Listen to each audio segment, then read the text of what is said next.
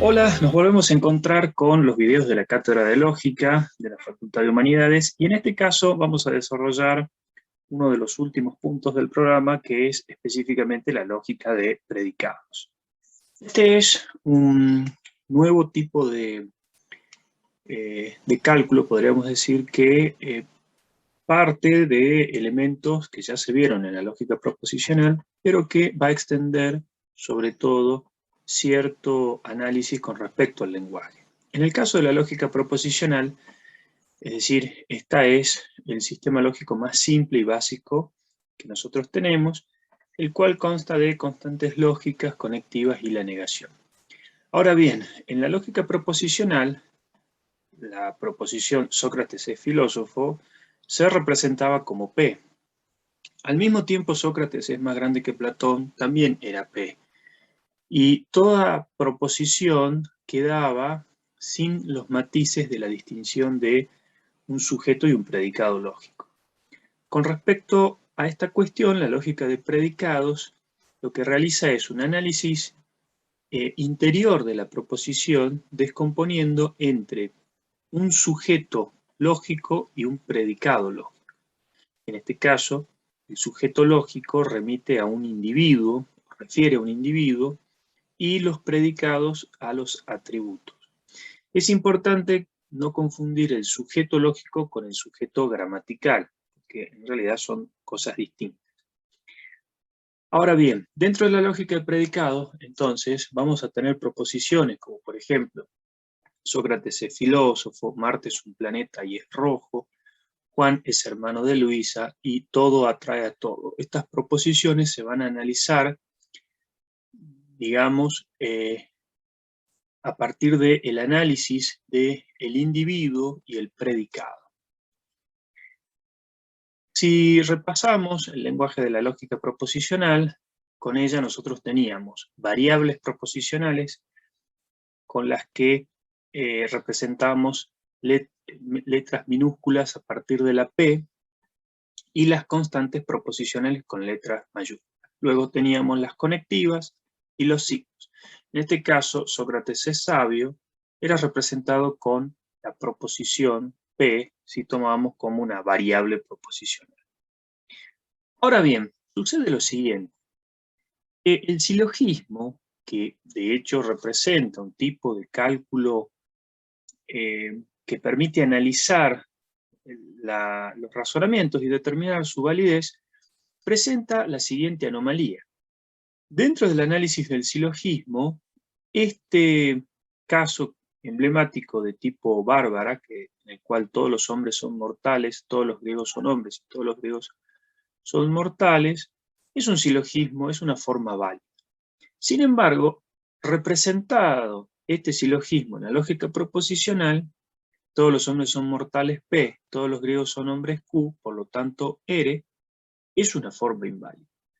¿Cómo resolver este dilema? Bien, para eso, la lógica de predicados lo que hace es un análisis interno de la proposición y ya no la tomamos como una unidad de sentido, sino que vamos a distinguir el individuo, el cual refiere a una entidad o un objeto. Y este individuo, por ejemplo, lo vamos a representar con una constante de individuo y vamos a simbolizarlo con la letra minúscula S, puesto que remite a Sócrates. Y por lo tanto, lo que vamos a hacer es escribir el sujeto con letra minúscula y con letras mayúsculas los predicados. En este caso, filósofo, que es un predicado, refiere a una propiedad de, en este caso, la persona de Sócrates. Y la vamos a expresar con constante de predicado. Por ejemplo, el atributo de ser filósofo va a ser igual a F. Vamos a simbolizar, por último, el término individuo con una letra minúscula y el predicado a la izquierda del individuo. Y con esto lo que vamos a obtener es entonces un lenguaje de la lógica de predicados que va a consistir de los siguientes elementos. Constantes de individuo, que vamos a utilizar letras minúsculas a partir de la A, y las variables de individuos. Las variables vamos a utilizar la X, la Y, la Z y la W. Y en el caso de repetir una letra, vamos a aplicar subíndices, X sub 1, X sub 2. Vamos a tener también constantes de predicados y variables de predicados. Vamos a utilizar, al igual que en la lógica proposicional, con las mismas definiciones de verdad, las conectivas, conjunción, disyunción, etc. Y lo que va a innovar en este caso va a ser la cuantificación. ¿Sí? Sobre todo vamos a tener dos operadores nuevos, que es el cuantificador universal, que es una letra X minúscula entre paréntesis, y el cuantificador existencial, que es una E mirando hacia la izquierda con una X minúscula. Esto se va a leer para todo X y el cuantificador existencial existe algún X.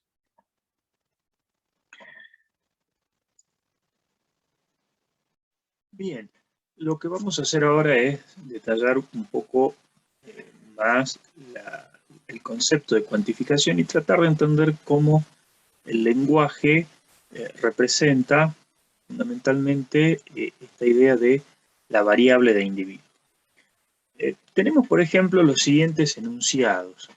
En este caso, Picasso es pintor, Dalí es pintor, Chagall es pintor, etc. Lo que aquí tenemos es un conjunto de individuos a los cuales le atribuimos una misma propiedad. Siempre es importante tener en cuenta esta distinción en tanto de una entidad, sea una cosa, una persona a la cual atribuimos un predicado. En este caso vamos a representar, usando el lenguaje de la lógica de predicados, Picasso con la letra P minúscula, que va a ser una constante de individuo, y la propiedad de ser pintor, que en todas estas alternativas vamos a poner al predicado con una constante de predicado. Debemos recordar que cuando utilizamos una variable, comenzamos con la letra F, ¿sí? En este caso, lo que queremos decir es fundamentalmente que Picasso es pintor, Dalí es pintor, y usamos las constantes. Ahora, podemos dejar de nombrar a los individuos y decir, bueno, tenemos algo, y ese algo, ese alguien, lo vamos a representar con una X. Y aquí introducimos y cambiamos de constante, hablamos de una variable de individuo. Vamos a decir que hay un X, que no sabemos quién, pero que remite a un conjunto, a un dominio de cosas o de entidades, que estas entidades tienen la propiedad de ser pintor.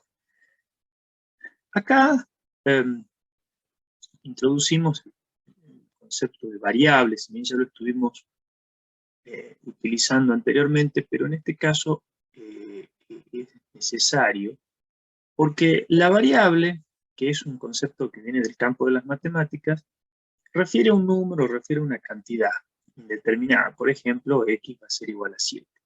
Ahora, en la lógica, supone que una variable refiere a un individuo o a un predicado que es indeterminado.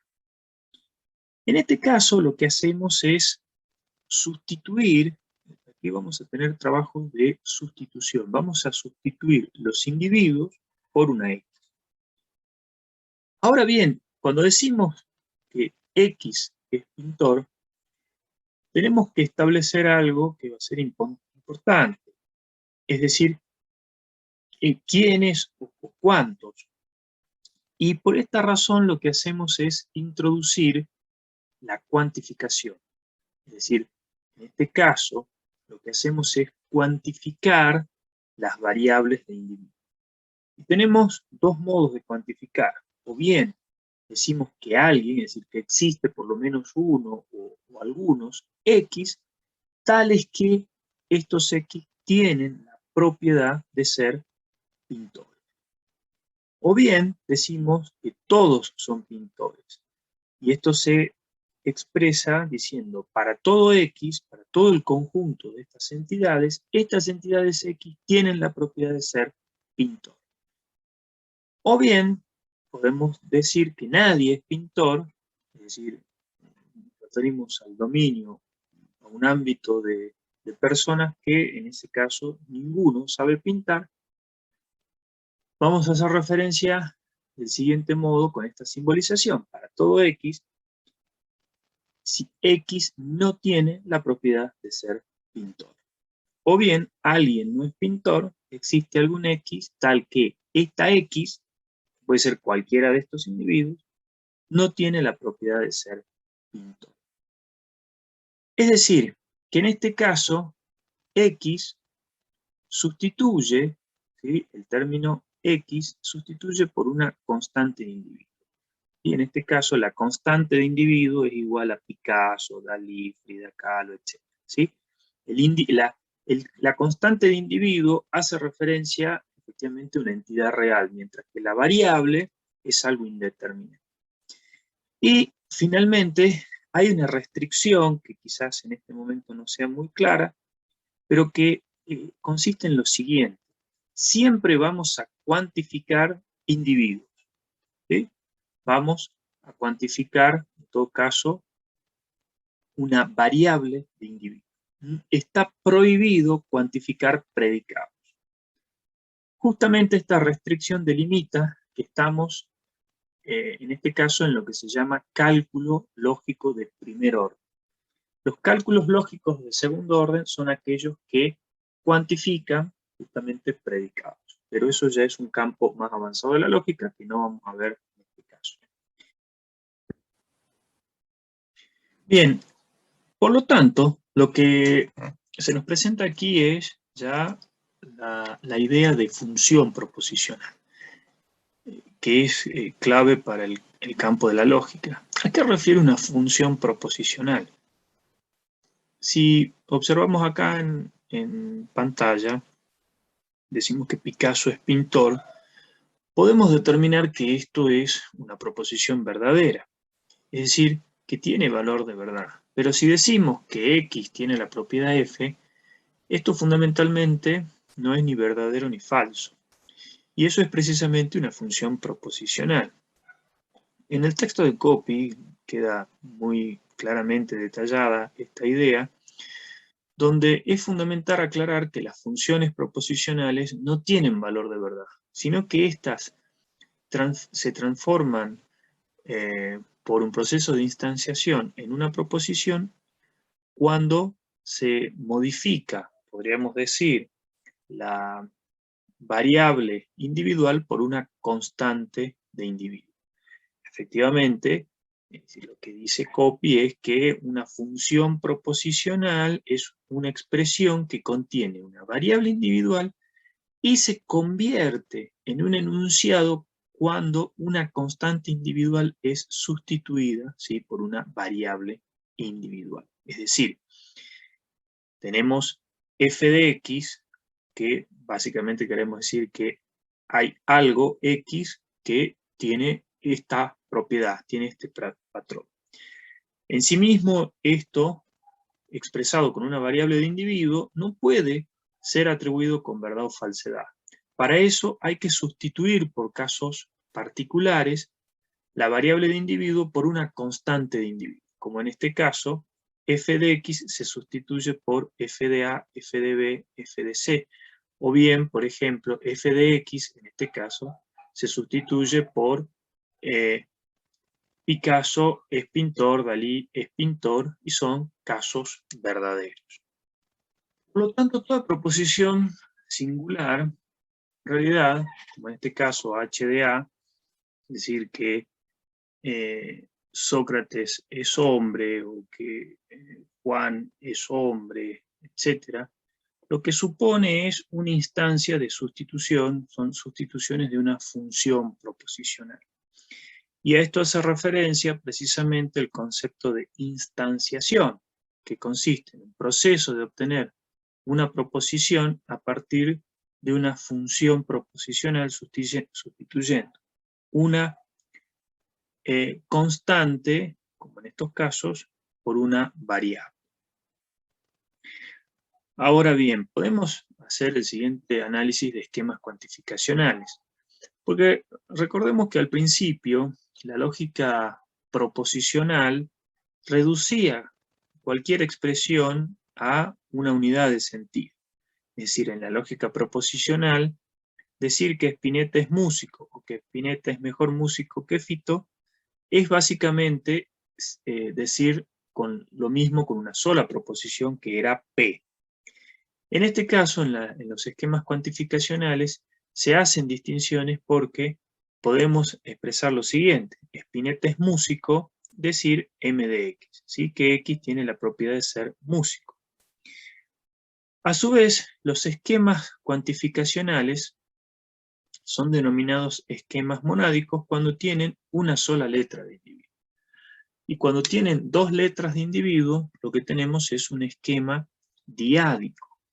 Y si tenemos tres, se denomina poliádico, y así eneádico, según la cantidad de individuos que tenemos en una expresión.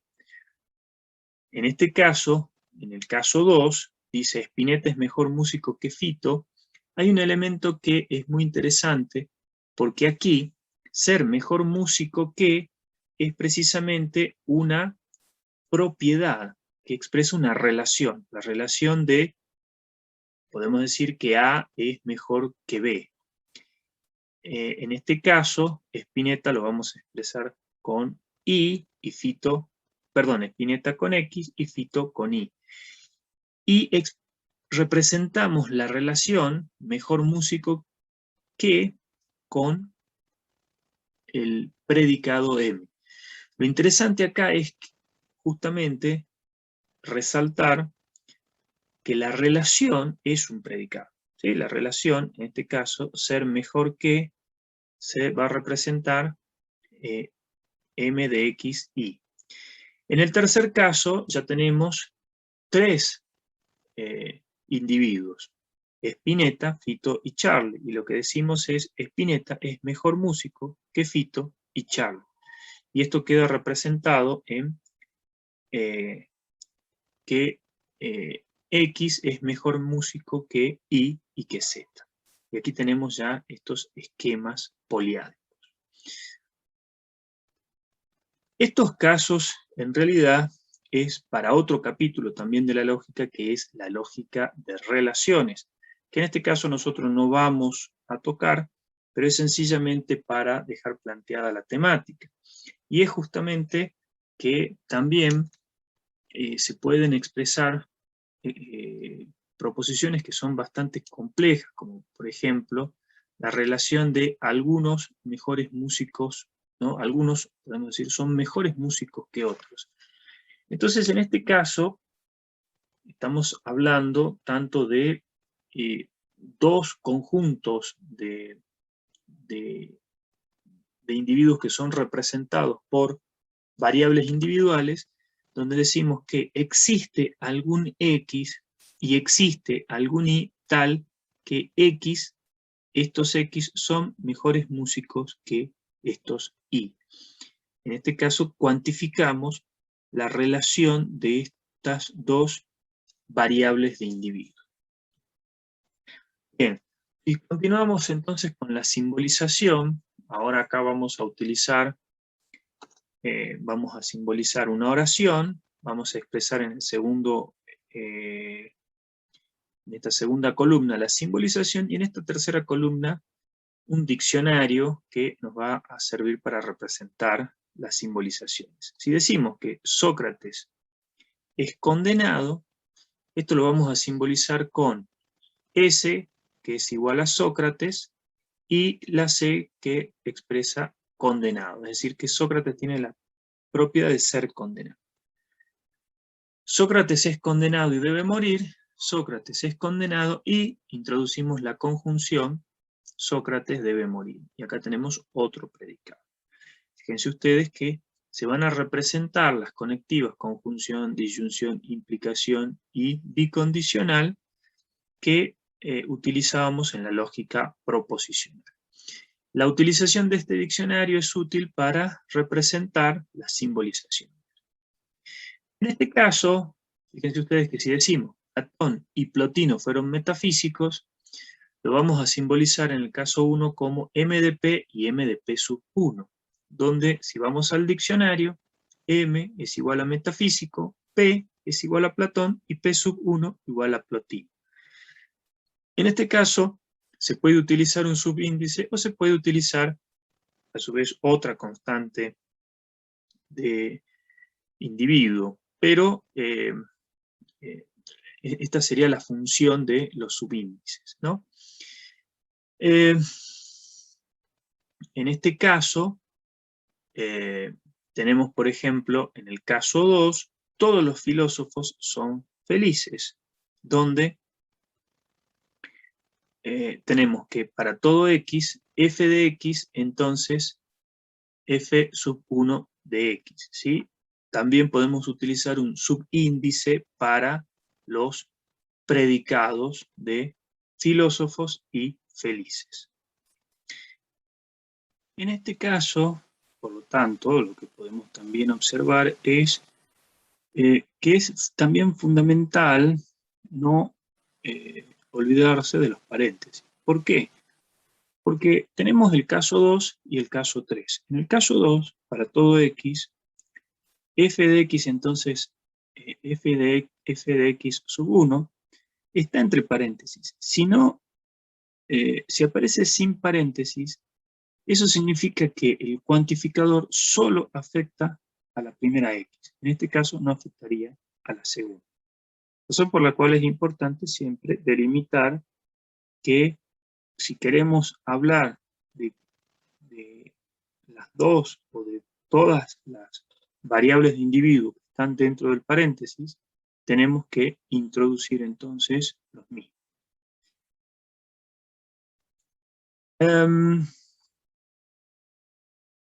Si continuamos entonces con la simbolización, lo que tenemos aquí es la simbolización de las propiedades que había desarrollado Aristóteles del juicio, es decir, la simbolización de las proposiciones categóricas. Es decir, que todos los hombres son mortales, se va a simbolizar con un condicional, ¿sí? Para todo X, si X tiene la propiedad de ser hombres, entonces X es mortal.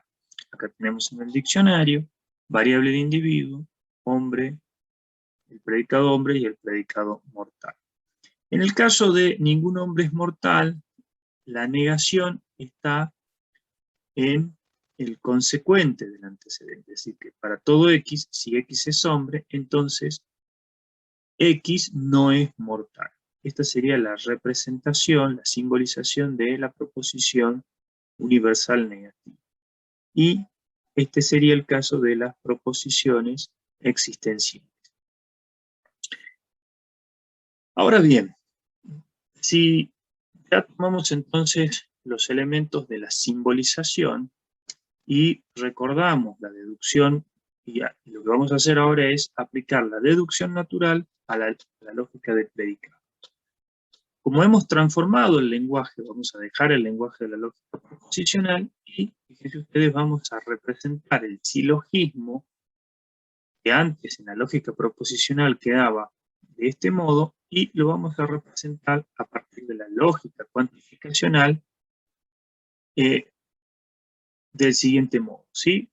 Todos los hombres son mortales, para todo X, si X es hombre, entonces X es mortal, para todo X, si X es griego, entonces X es hombre, y la conclusión, para todo X, si X es griego, entonces X es mortal. Y lo que vamos a descubrir es que esto es una forma válida, ¿sí?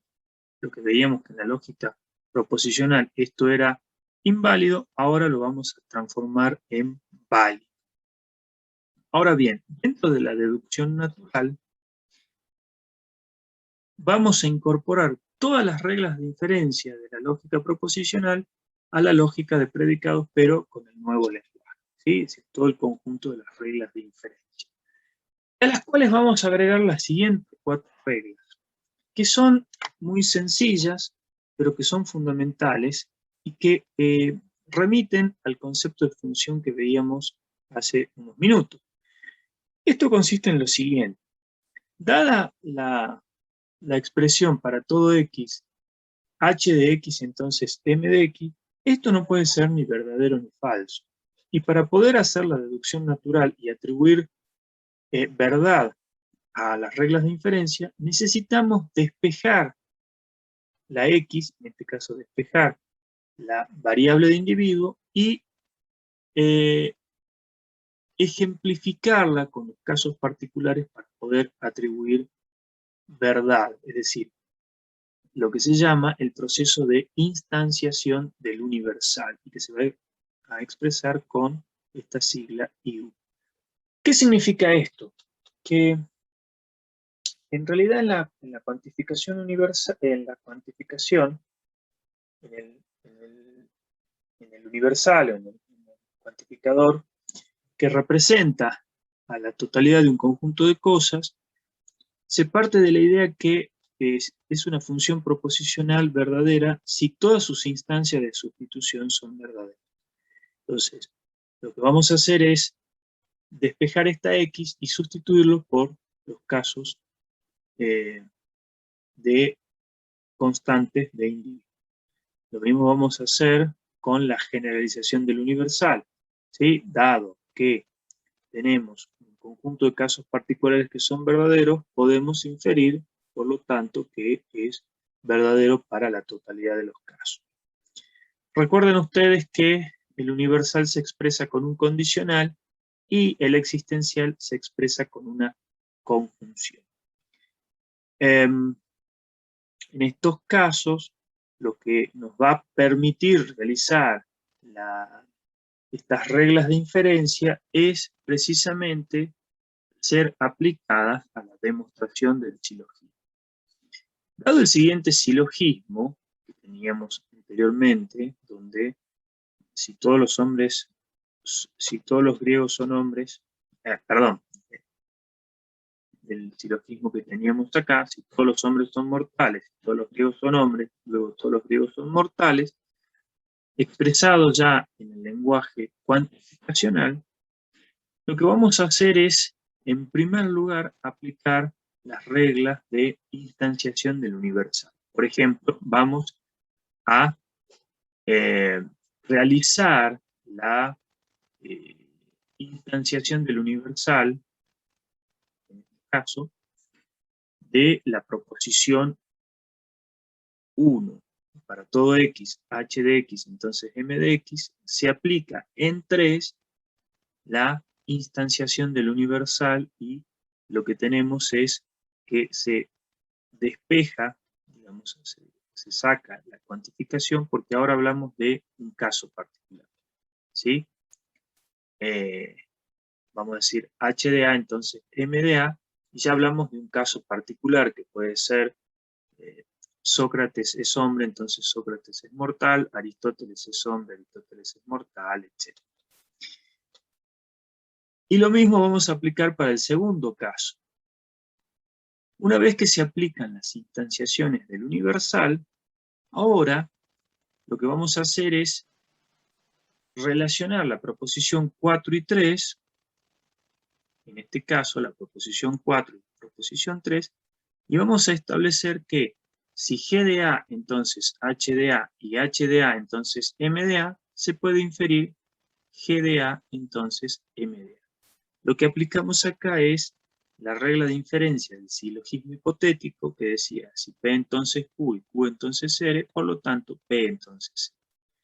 ¿Esto de dónde viene? Viene de 4 y de 3 por silogismo hipotético. Que esta es la conclusión a la que queríamos llegar, pero en este caso está expresada de modo de una sustitución de un caso singular, y lo que vamos a hacer es realizar la generalización del universal, que es volver a incorporar la cuantificación de la variable de individuo. Y con esto lo que demostramos es que el silogismo es válido. Lo que se mostraba anteriormente, que en la lógica proposicional eso no me expresaba una tautología, en este caso en la lógica proposicional, lo que tenemos es que precisamente nos encontramos con un silogismo que se puede demostrar mediante la prueba de la deducción natural. Bien, con esto entonces tendríamos lo que nos interesaba al principio, que era demostrar que el silogismo, una vez que se ha determinado, por ejemplo, con los diagramas de Venn nos decían si el silogismo era correcto o no.